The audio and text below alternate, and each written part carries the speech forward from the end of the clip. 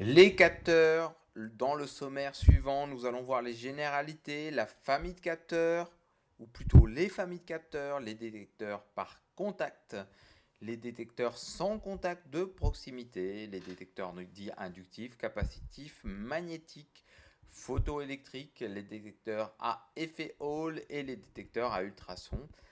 Et en cinquièmement, nous allons voir les détecteurs à fibre optique. À quoi sert un détecteur? Un détecteur est un dispositif qui, soumis à l'action d'une grandeur physique, fournit un signal pour la partie commande. Dans quelques cas, ce signal est pneumatique air comprimé, mais dans de grandes majorités de cas, ces informations se font par l'intermédiaire d'un signal électrique, c'est-à-dire qu'on a en entrée un état de partie opératif ou de l'environnement, de l'autre côté, on doit avoir un compte-rendu. À partir de là, on va prélever et coder avec le capteur. Alors, on aura différents types de signaux, différents types de grandeur. La structure d'un capteur est générique. Il capte une grandeur physique à mesurer et détecte un état. Les ordres de ce capteur sont transmis à la partie commande par une liaison physique, câble électrique, fibre optique ou immatériel, onde radio. À partir de là, nous aurons des détecteurs qui auront un signal tout ou rien, TOR, des codeurs avec un signal numérique NUM et des capteurs avec un signal de sortie analogique. Les familles de capteurs, on va avoir des détecteurs inductifs, capacitifs, magnétiques, photoélectriques, à effet Hall ou à ultrasons.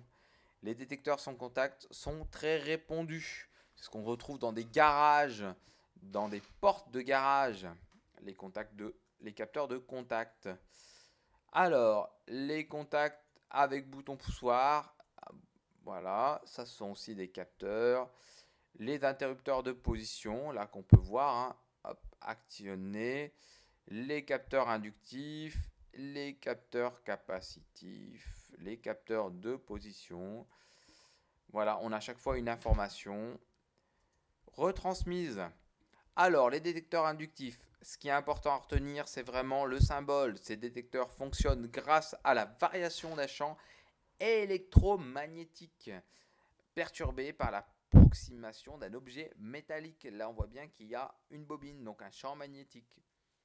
La distance de détection varie de 1 à 60 mm selon le type de capteur, les conditions d'utilisation et la nature de l'objet. Je vais faire la démonstration. Hop là, là on a vu que la pièce métallique a été captée. Les capteurs dits capacitifs. Pareil, là je dois retenir le symbole. Les capteurs détectent les matériaux de toute nature, verre, matière, plastique, liquide. Nous avions fait une visite d'une zone de tri où là on avait une machine qui triait automatiquement et c'était plein de capteurs de ce type-là. Ils sont très sensibles à l'environnement, saleté, poussière. Donc ça demande pas mal de maintenance. Donc voilà comment ça fonctionne.